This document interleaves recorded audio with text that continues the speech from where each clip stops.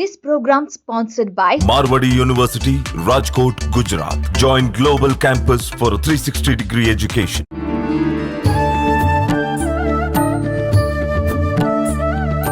నమస్కారం, welcome to I dream. ధర్మ మార్గం కార్యక్రమానికి స్వాగతం. నేను విజేత. ప్రస్తుతం మనతో పాటు ఉన్నారు ప్రముఖ జ్యోతిష్యులు శ్రీ నందిబట్ల శ్రీహరి శర్మ గారు. ఇప్పుడు గురుగారితో మాట్లాడి మన సందేహాలన్నింటినీ నివృత్తి చేసుకుందాం. నమస్కారం గురుగారు. వాగర్థావివ సంపృక్తౌ వాగర్థ ప్రతిపత్తయే జగతః పితరౌ వందే పార్వతీ పరమేశ్వరౌ. సదాశివసమారంభాం శంకరాచార్య మధ్యమాం అస్మదాచార్య పర్యంతం వందే గురు పరంపరాం. ఆదిత్యాయ చ సోమాయ మంగళాయ బుధాయ చ గురుశుక్ర శనిభ్యశ్చ రాహవే కేతవే నమః. శృంగేరి పీఠాధిపతులకి, కంచి పీఠాధిపతులకి నమస్కారములు తెలియజేసుకుంటూ కార్యక్రమాన్ని ప్రారంభిద్దాం. గురుగారు, శ్రావణ మాసం మొదలైంది అనగానే ఒక మంచి పండుగ వాతావరణం మొదలవుతుంది. ఆడవాళ్ళందరూ కూడా లక్ష్మీదేవిని ఎక్కువగా ఆరాధిస్తూ ఉంటారు ఈ మాసం అంతా కూడా. అయితే ప్రత్యేకించి ఈ మాసంలో అమ్మవారినే పూజించాల్సి ఉంటుందా, లేదంటే ఇంకేదైనా దైవాన్ని ఆరాధించాల్సి ఉంటుందా? అసలు శ్రావణ మాసం విశిష్టత ఏంటి? ఈ మాసం అంతా కూడా ఎటువంటి విధి విధానాలు, నియమాలు పాటించాల్సి ఉంటుంది గురుగారు, తెలియజేయండి. శ్రావణ మాసం మనకున్నటువంటి అనేక మాసాలలో శ్రావణ మాసము చాలా ప్రత్యేకమైనటువంటిది. కోలాహలంగా ఉంటుంది. అంటే మన పల్లెల్లో, వాడవాడల్లో ఏ ఇంట్లో చూసినా ఆడపిల్లల యొక్క మువ్వల సవ్వడితో కళకళలాడుతూ ఉంటుంది. లక్ష్మీ కళ ప్రతి ఇంట్లో ఉంటుంది. అంటే ఆడపడుచు, స్త్రీమూర్తి, కన్య అందరూ కూడా చాలా సంతోషముగా ఈ వ్రతాలని, నోములని ఆచరిస్తూ ఉంటుంటారు. శ్రావణ మాసము అనేటువంటిది మనకు కొంతమంది పండితుల అభిప్రాయము, శాస్త్రకారుల యొక్క అభిప్రాయం ప్రకారం చూసుకుంటే అంటే ఒక చక్కటి వర్ణన చేశారు. అంటే మనకు ఉగాది ప్రవేశం చేసిన తర్వాత వసంత ఋతువులో ఆకులన్నీ రాలిపోయి కొత్త చిగుర్లు వస్తాయి. కానీ ఈ శ్రావణ మాసానికి ఆ చిగుర్లన్నీ కూడా ఏపుగా పెరిగి నిండుగా కనబడుతుంది. అంటే నిండైనటువంటి యవ్వనము కలిగినటువంటి వ్యక్తికి ఎంతటి శరీరం ఉప్పొంగుతుందో ఈ శ్రావణ మాసంలో వృక్షములు కూడా అంత ఉప్పొంగిగా ఉంటాయి. అంటే ఈ శ్రావణ మాసాన్ని ఒక కన్యామాసముగా చెప్పబడి ఉంది. అంటే చాలా గొప్పగా వర్ణించారు. చాలా విశిష్టమైనటువంటిది. అంటే మనిషికి ఏ పనైనా చేయగలిగే శక్తి, మంచి శరీర పటుత్వము యవ్వనంలోనే కదమ్మా. అందుకనే మాసాలలోకెల్లా ఈ శ్రావణ మాసంలో చేసిన ఏ పనైనా కానీ అధికమైనటువంటి పుష్టిని కలగచేస్తుంది. అయితే ఈ శ్రావణ మాసంలో అందరికీ గుర్తొచ్చేటువంటిది లక్ష్మీ పూజ, కామన్గా అందరికీ తెలిసిందే. కానీ ప్రత్యేకించి శ్రావణ మాసాన్ని మనము చాలా భారతదేశంలో సనాతనముగా ఈశ్వరుని కోసమే కేటాయించబడినటువంటి మాసం. ఈశ్వరుణ్ణే ఆరాధన చేయాలి ఎక్కువగా. దీనికి ఒక రీజన్ కూడా ఉంది. ఇప్పుడు కనుక ఈ రీజన్ చెబితే మన వీక్షించేటువంటి ఐడియల్ ప్రేక్షకులు చాలా నిజమే కదా అనే ఒక సందేహాన్ని ఒక క్వశ్చన్ మార్క్ లో పెడతారు. ఏంటనంటే మనం ఇంతకుముందు మనం తొలి ఏకాదశి గురించి చేసుకున్నాం. ఆ తొలి ఏకాదశిలో చెప్పుకున్న ప్రధానం ఏంటి? విష్ణు భగవానుడు శయనమందు వెళ్తాడు, నిద్రపోతాడు. మరి యొక్క సృష్టి ధర్మాన్ని మళ్ళీ కార్తీక మాసంలో ఏకాదశి రోజున ఉత్థాన ఏకాదశి అని చెప్పి ఏకాదశి రోజున మేల్కొంటాడు. మరి సృష్టి స్థితి లయకారకాలలో లయకారకుడు పరమేశ్వరుడు, స్థితి మంచి చెడును రక్షించేవాడు విష్ణువు. అటువంటి విష్ణువే నిద్రపోతున్న సమయంలో మరి ఎవరు వహించాలి బాధ్యత? కాబట్టి మిగిలింది ఎవరు? శివుడు. కాబట్టి లయాన్ని చేసేవాడైనా స్థితిని కాపాడేవాడైనా శివునికే ప్రాధాన్యత వచ్చింది ఇప్పుడు. అంటే శివకేశవులకి అభేదం. కానీ విష్ణు భగవానుడు నిర్లిప్తముగా ఉన్న సమయంలో శివుడే జాగరూకుడై ఈ యొక్క ప్రపంచాన్ని అంతా కూడా కాపాడుతుంటాడు. అంతటి మహానుభావుడికి ఈ యొక్క శ్రావణ మాసం చాలా ప్రత్యేకించింది. అందుకనే మీరు గమనించుకుంటే ఉత్తరాది ప్రాంతంలో ఎక్కువగా శివారాధనే చేస్తారు. ఈ శ్రావణ మాసంలో కిటకిటలాడిపోతుంది భక్త సందోహాలు. మనలాంటి వాళ్ళు వెళ్ళి శివాలయానికి వెళితే మనకు దర్శనం అంత తొందరగా కాదు. మీరు కావడిలు మోసుకొని వెళ్తుంటారు చూసారా మీరు ఉత్తర భారత వాళ్ళందరూ కూడా ఈ శ్రావణ మాసంలోనే ఎక్కడెక్కడి నుంచో ఊళ్ళ నుంచి వాళ్ళ ఇంటి దగ్గర నదీ జలాలను తీసుకొని వచ్చి నడుచుకుంటూ, కాళ్ళు లేకుండా నడుచుకుంటూ వచ్చి ఆ జ్యోతిర్లింగము లేదా సిద్ధక్షేత్రం అయినటువంటి శివాలయంలో ఆ నీటితో అభిషేకం చేసి అక్కడికి దగ్గరలో ఉన్నటువంటి నీటిని తీసుకొని మళ్ళీ ఇంటికి వెళ్తారు. ఇదే కావడి ఉత్సవం. భోలేనాథ్ బాబా అత్యంత భక్తి ప్రపత్తులమ్మ. అసలు లక్షల మంది కాలినడకన వెళతారు. ఈశ్వరునికి ప్రత్యేకమైనటువంటిది. అందున ఈసారి 4వ తారీఖు ఆగస్టు ఆదివారం అమావాస్య వచ్చింది కదమ్మా. ఈ శ్రావణ మాసం సోమవారంతో ప్రారంభమవుతుంది. అంటే ఈశ్వరునికి సంబంధించినటువంటి ప్రారంభం. కాబట్టి ఇటువంటి ఈశ్వరునికి సంబంధించిన మాసము అయినటువంటి ఈ శ్రావణ మాసంలో శివారాధన అత్యంత ప్రత్యేకమైనది. మీరు అడిగినట్టుగా ఈ యొక్క శ్రావణ మాసం అంతా కూడా ప్రతిరోజు ఒక దేవతారాధనే. సోమవారం నాడు ఈశ్వరుడు, మంగళవారం నాడు గౌరీదేవి, బుధవారం నాడు వినాయకుడు, గురువారం నాడు దత్తాత్రేయుడు, శుక్రవారం నాడు లక్ష్మీదేవి, శనివారం నాడు వెంకటేశ్వరుడు, శ్రావణ శనివారాలు, ఆదివారం నాడు ఎలాగో సూర్యోపాసన చేస్తాం. కాబట్టి ప్రతిరోజు కూడా ఒక పుణ్యతిథే. కాబట్టి కానీ ఎక్కువగా వీక్షించేటువంటి ప్రేక్షకులు ఈ శ్రావణ మాసం చెప్పబడింది ఏంటంటే, ఈశ్వరునికి సాక్షాత్తు పరమేశ్వరుడు పార్వతీదేవి అడిగింది, అయ్యా నీకు ఉన్న అన్ని మాసాల్లో కల్లా ఏ మాసం ఇష్టం అయ్యానంటే, మళ్ళాంటి వాళ్ళమైతే తక్కువ కార్తీక మాసం, మాఘమాసం, శివరాత్రి కాబట్టి అని చెప్తాం. కానీ ఈశ్వరుడు చెప్పింది వేరు. ఈశ్వరుడు చెప్పింది, ఓ దేవి నాకు ఇష్టమైనటువంటిది శ్రావణ మాసము. ఈ శ్రావణ మాసంలో నన్ను ఎవరైతే ఆర్ద్రమైనటువంటి హృదయంతో కొలుస్తారో వాళ్ళకి వాళ్ళ కోరికలు నేను తప్పకుండా నెరవేరుస్తాను అని చెప్పి, అందుకనే వీక్షించేటువంటి ప్రేక్షకుల్లో ఐడ్రీమ్ మహిళా ప్రేక్షకులు, ఆడపడుచులు అందరూ కూడా చక్కగా ఈ శ్రావణ మాసమంతా శివనామస్మరణ చేసుకుంటూ మీరు పనులు చేసుకోండి. ఏ పనిలో ఉన్నా శివాయ నమః అనుకోండి. ఎందుకనంటే చాలామంది తెలియక ఓం నమ శివాయ, ఓం నమ శివాయ అంటారు, ఫలితం రాదు. నేను ఎందుకంటే సామాన్య జనుల పక్షపాతిగా ఉండి ఉపాసన ఉండి మాలాంటి వాళ్ళు ఆ యొక్క మంత్రాన్ని జపిస్తారు, ఓం నమః శివాయ. కానీ అందరికీ అర్హత ఉండదు జపించే అర్హత.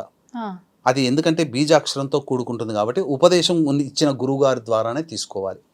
ఇదే విషయాన్ని శృంగేరి భారతీ పీఠ వ్యవస్థాపకులు, ఆ శృంగేరి జగద్గురు పీఠాధిపతులని అడిగాను. మాలాంటి వాళ్ళం అంటే చేసుకుంటామండి, మరి సామాన్యమైనటువంటి భక్తజనులు శివానుగ్రహం కోసం ఏ నామాన్ని చేస్తే పంచాక్షరి జపం చేసిన ఫలితం కలుగుతుందంటే ఆయన ఒకటే చెప్పారు, నాకే స్వయంగా చెప్పారమ్మా, శివాయ నమః అని అంటూ ఉండండి, పంచాక్షరి జపం చేసిన ఫలితం కలుగుతుంది అని చెప్పన్నారు. కాబట్టి వీక్షించేటువంటి ప్రేక్షకులు మీకు అవకాశం కుదిరినప్పుడల్లా శివాయ నమః అనుకుంటూనే జపం చేసుకుంటూనే ఈ నెల మాసమంతా ఉండండి. అవకాశం ఉంటే, భక్తి ఉండి, శ్రద్ధ ఉంటే ఈ నెల మాసమంతా కూడా బ్రహ్మచర్య వ్రతాన్ని పాటించడం, నేల మీద నిద్రపోవడం అనేటువంటిది అలవాటు చేసుకోండి. మాంసాహారాన్ని భుజించకూడదు. ఇక చాలామందికి తెలియనటువంటి విషయం ఏంటంటే, ఈ యొక్క శ్రావణ మాసంలో వంకాయ కూర తినకూడదు, నిషిద్ధము. వంకాయ కూర నిషిద్ధము. ఎందుకని గురుగారు? అది తింటే అశుభము, అది అపవిత్రం అవుతుంది అనేటువంటి భావన. ఎందుకంటే అది విశ్వామిత్ర సృష్టి అది. కాబట్టి ఈ యొక్క వంకాయ కూర తినకూడదు. సాధారణంగా వంకాయ కూరని ఈ యొక్క ఏకాదశి, చతుర్దశి తిథులలో తినకూడదు.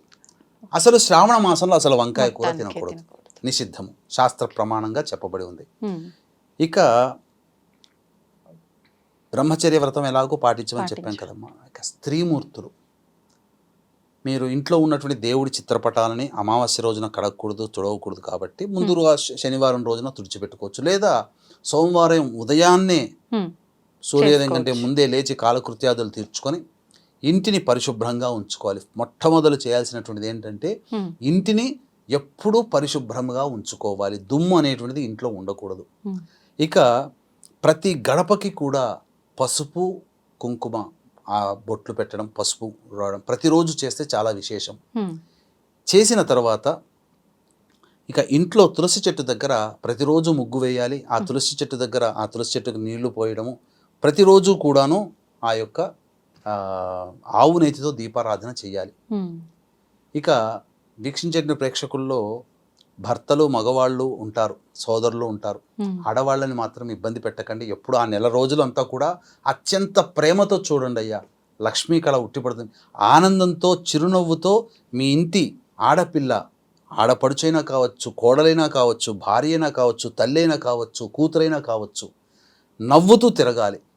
చక్కగా ఆ స్త్రీమూర్తి అమ్మ చక్కగా పసుపు రాసుకొని, పాపిట బొట్టు, నుదుట బొట్టు, అలాగే కంఠమందు గంధము, కాళ్ళకి ఎప్పుడు కూడా పసుపు అనేటువంటిది ఆరకూడదు.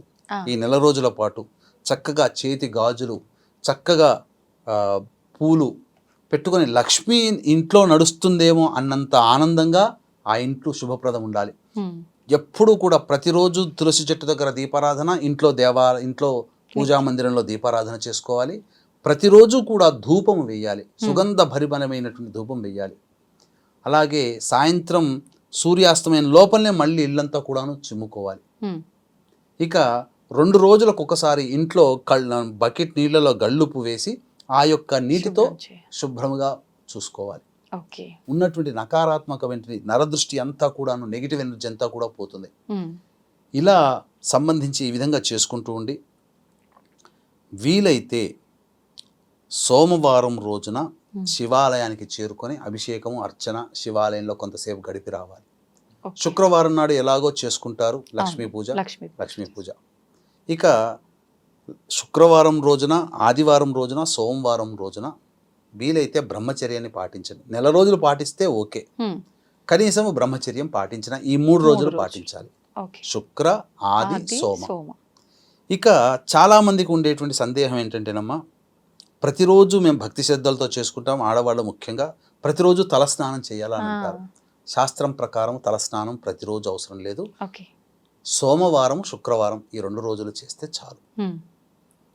ఎందుకనంటే శాస్త్రం ఏం చెప్పబడి ఉందనంటే, స్త్రీకైతే దాంపత్యంలో ఉంటారు దంపతులు కాబట్టి స్నానం చేసిన తర్వాత తల మీద నీళ్లు చల్లుకుంటే స్త్రీ పవిత్రురాలవుతుంది. తలస్నానం అవసరం లేదు. పురుషుడు మాత్రము ప్రతిరోజు తలస్నానం చేయవంది. కాబట్టి ఈ విధంగా గనక మీరు ఆచరించుకొని ఎప్పుడు కూడా ఇంట్లో సంతోషంగా ఉంటూ ఉంటే ఆ యొక్క శివారాధన, వంట చేసుకుంటున్న శివాయ నమః, శివాయ నమః, శివయ్య శివయ్య అనుకుంటూ చేయండి. అమృత తుల్యం అవుతుంది ప్రతి ఆహారము. ఇంట్లో పాజిటివ్ ఎనర్జీ ఉంటుంది. అసలు ఎంతటి దైవశక్తి మీ ఇంట్లో ఉంటుందనంటే అందరికీ కూడా జాతకరీత్యా ఉండేటువంటి సకల దోషాలు కూడా ఈ శ్రావణ మాసంలో ఆచరించడం వల్ల తొలగిపోతాయి. అసలు చెప్పాలి అనంటే శ్రావణ మాసంలో ఈశ్వరారాధన తెలిసి తెలియక చేసినటువంటి పాపములు కానీ, ఇంకా ఏదైనా కానీ దోషములు కానీ ఉన్నట్లయితే ఆ దోషములు తొలగిపోవడానికి అద్భుతమైనటువంటి రెమెడీ మనం అతి త్వరలో మనం చెప్పుకుందామమ్మా. ఇది చాలా విశేషమైనటువంటి రెమెడీ. శ్రావణ మాసంలోనే ఆచరించాలి, ఇంకా వేరే మాసంలో ఆచరించడానికి లేదు. ఇది సాక్షాత్తు మహర్షులు కూడా ఇందులో వస్తారు. అంటే మనకు చెప్పబడినటువంటి సప్తర్షుల్లో ఉన్నటువంటి మహర్షి కూడా వస్తారు కాబట్టి ఇది కల్పితము కాదు. కాబట్టి భవిష్యత్తులో ఈ ఐ డ్రీమ్ ద్వారా వచ్చేటువంటి వీడియోని శ్రావణ మాసంలో పాపములు తొలగిపోవడం కోసం చేసే రెమెడీని వీడియో చూడండి, భవిష్యత్తులో వస్తుంది. తప్పకుండా దాన్ని కూడా ఆచరించండి. ఈ విధంగా మీరు నియమబద్ధముగా జీవిస్తూ ఈ శ్రావణ మాసంలో గనక శివయ్యని, అమ్మవారిని గనక ఆరాధన చేస్తూ ఉంటే తప్పకుండా చాలా మంచి శుభమైనటువంటి ఫలితాలు మీ ఇంట్లో కలుగుతాయి. ఎప్పుడు కూడా ఆడవాళ్ళు జుట్టు విరబూసుకొని పూజ చేయడం కానీ, విరబూసుకొని ఇంట్లో ఉండడం కానీ ఉండకూడదు. ఆనందంతో, కలహాలు లేకుండా, ఏది అయినా కానీ కోప ఉద్రిక్తలు లేకుండా ప్రశాంతంగా ఉండండి. ఈ చేసుకునేటువంటి పూజ చేసుకునేటువంటి ఆడవాళ్ళని కూడా ఇంట్లోని మగవారు అర్థం చేసుకొని చక్కగా వారికి సహకారం అందించినట్లయితే ఆమె చేసే పూజలు ఎవరి కోసమండి? మీకోసమే కదా, మీ పిల్లల కోసమే కదా, మీరందరూ బాగుండాలనే కదా. కాబట్టి ఆమె పూజకి మీ వంతు సహాయ సహకారాలు కూడా అందిస్తే ఆమె చేసిన పుణ్యం కూడా మీకు కూడా లభిస్తుంది. తద్వారా మీరు విజేతలు అవుతారు. రావణాసురుడు మండోదరి పాతివ్రత్యం చేతనే కాదు, మండోదరి చేసేటువంటి పూజ ప్రభావం వల్ల కూడా రావణాసురుని ఎదుర్కోలేకపోయాడు. ఆ పూజని అపవిత్రం చేస్తే తప్ప రావణాసురుడు చనిపోడనగానే ఆ విధంగా ఆంజనేయుడు అపవిత్రం చేయడం పూజని, ఆ విధంగా రావణాసుర సంహారం జరగడం, ఇవన్నీ జరిగాయి. అంటే ఒక భార్య తన భర్త ఆయుష్ కోరి చేసేటువంటిది ఏదైనప్పటికీ కూడా ఆ భర్తకి మంచి జరుగుతుంది. కాబట్టి దీన్ని దృష్టిలో పెట్టుకొని మీరందరూ కూడా మీ ఇంటి ఇల్లాలని ప్రేమగా చూసుకొని ఆ చేసుకునే శ్రావణ మాసంలో చేసుకునే పూజలకు సహకరించమని చెప్పవచ్చు. గురువుగారు, ఈ నెలంతా కూడా భక్తి శ్రద్ధలతో పూజ చేసుకోవాలి, దైవారాధన చేసుకోవాలని చెప్పి అనుకుంటారు. కానీ ఆడవారికి వీలు కాని పరిస్థితుల్లో 5 రోజులు ఉంటాయి కదా, అప్పుడు మిగతా వారు ఎవరైనా ఆ సమయంలో ఇంట్లో దీపారాధన చేయొచ్చు అంటారా? దీపారాధన చేయవచ్చు. కాకపోతే ఆ సమయంలో ప్రకృతి పరంగా ఋతుక్రమం వచ్చినటువంటి రజస్వలైనటువంటి స్త్రీలు ఇక ఆ పూజా మందిరంలో కానీ ఎప్పుడు పడితే అట్లా ఇంట్లో ఇదొరకట్లాగా అలవాటు చేసుకున్నట్టుగా తిరగకూడదు. వాస్తవానికమ్మా అది అది సంబంధించినటువంటి దోషము కొంత ఏర్పడుతుంది. ఇంద్రుడికి వచ్చినటువంటి దోషాన్ని నలుగురికి పంచాడు, అందులో స్త్రీలు కూడా తీసుకున్నారు. అందుకనే ఇంద్రుడు వరం ఇచ్చాడు తిరిగి, ప్రతి నెల నా యొక్క దోషాన్ని మీరు తీసుకుంటున్నారు కాబట్టి మీరు రజస్వల పూర్తయిన తర్వాత మళ్ళీ మీరు పవిత్రురాలవుతారు. అందుకనే స్త్రీ ఎల్లప్పుడూ పతివ్రత, పవిత్రమే స్త్రీ ఎప్పుడు కూడా. ఆ విధంగానే అందులో అప్పటి నుంచే నానులోకి వచ్చింది. ఉమ్, కాబట్టి ఇంట్లో అసలు ఎప్పుడు కూడా రజస్వల అయిన తర్వాత ఋతుక్రమంలో తిరగకూడదమ్మా. ఉమ్, అందున ఇటువంటి నియమాలు ఉన్నప్పుడు తిరగకూడదు, ఉమ్. ఏ వస్తువుల్ని తాకకూడదు, ఇంట్లో మనుషుల్ని తాకకూడదు. తాకూడదు. ఈ నియమాన్ని పాటించుకుంటూ 4వ రోజు మాత్రము ఉమ్, స్నానం ఆచరించుకొని ఇంట్లోకి రావచ్చు.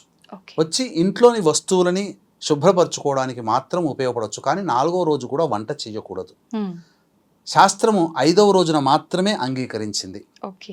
5వ రోజున సకలమైనటువంటి శుభ కార్యక్రమాల్లో ఉమ్, ఇంట్లో కూడా వంట వండుకోవడానికి ఉపకరిస్తుంది. కాబట్టి 4 రోజుల పాటు నిషేధం అని చెప్పవచ్చు వీటన్నిటికీ. కాకపోతే 4వ రోజు ఇంట్లో అన్నీ ముట్టుకొని అన్నీ శుభ్రపరచుకోవడానికి 4వ రోజు అంగీకరిస్తుంది శాస్త్రం. ధన్యవాదాలు గురుగారు. మా సందేహాలన్నింటినీ కూడా చక్కగా నివృత్తి చేశారు. నమస్తే.